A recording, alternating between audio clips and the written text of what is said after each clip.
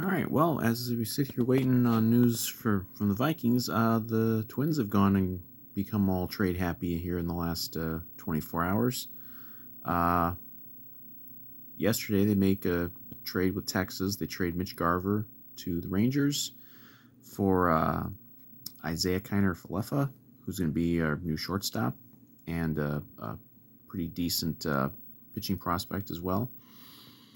And then today, an even more kind of surprising and big deal. They picked up Sonny Gray from the Reds, and they traded away Chase Petty to get him, who was our number one pick I think last year, who was a pitcher.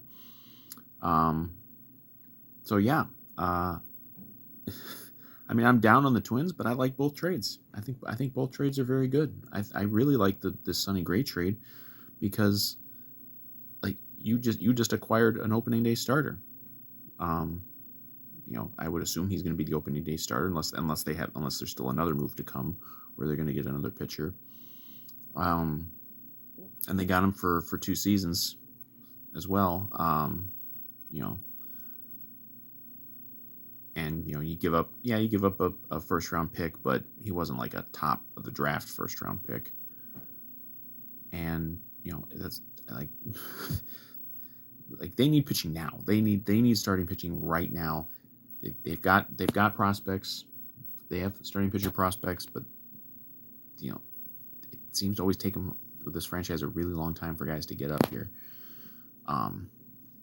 And obviously you had a couple of years ago you had no minor league season, so there was kind of a delay in development for everybody, and then there's been injuries and stuff. So they need pitching now. If they had any prayer of being competitive in 2022, they needed to go out and get pitching. Now they probably still need more, because you got Gray, Ryan's going to be there, Ober's going to be there, Bundy will probably be there, but I mean after that, I still think maybe they sign Michael Pineda, but I don't want to I don't care how big and luscious his new beard is. I don't want to see Randy Dominic as an opening day top 5 starter on this team, because they're screwed if that's the case.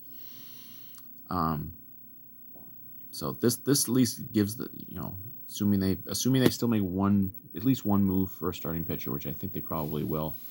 You at least can compete with your starting rotation, and hopefully on the lineup front you have some bounce back years and health for Buxton.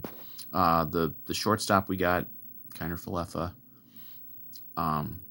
Hopefully he'll be what we wanted from Andrelton Simmons last year, because Simmons was a complete bust.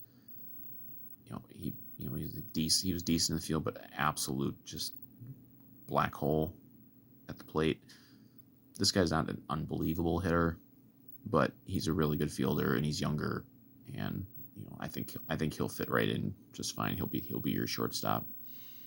Garver, he's gone, but I think he came on a little bit in the latter part of the season last year. He was really, really bad early, and of course he had that horrible, just cringe-inducing foul tip off the nuts.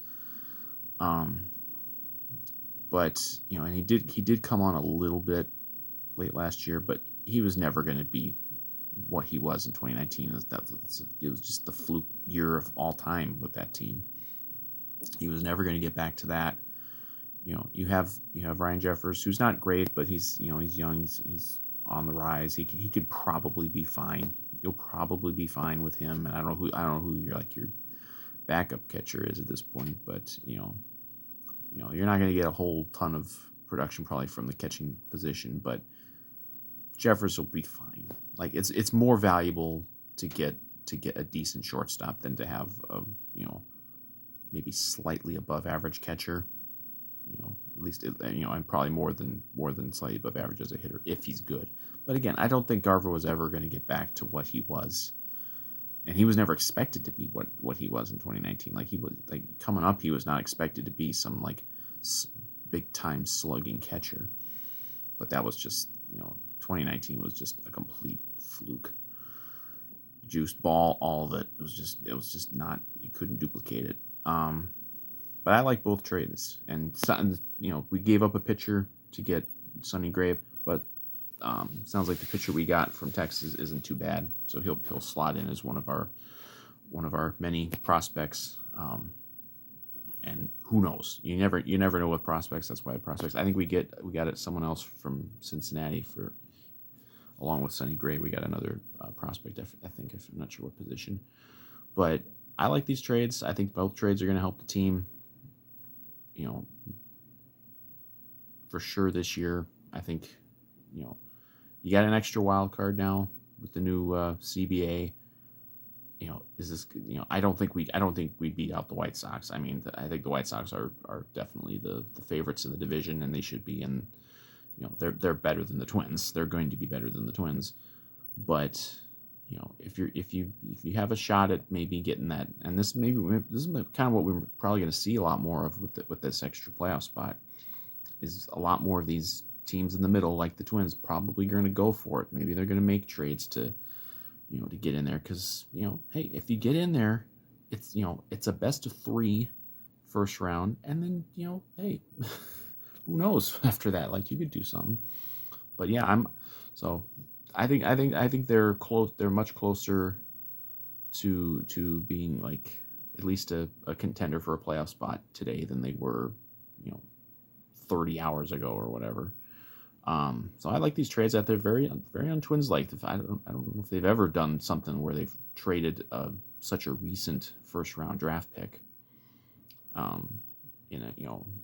It's not for a rental, because we can have Sonny Gray for 2 years, but because he's got I think it's just a team option for next year. But this is very un-Twins like, and considering what the Twins have not been able to do for basically 30 years, I'm all for un-Twins like moves. And I like these moves. There's probably some more to come. We're still waiting on the Vikings. Like, come on. But at least waiting on them. But the Twins are getting their trade on, and good moves. Now, hopefully this doesn't curse them. I liked almost all the moves they made last offseason, and almost all of them were a complete fucking failure. So what do I know?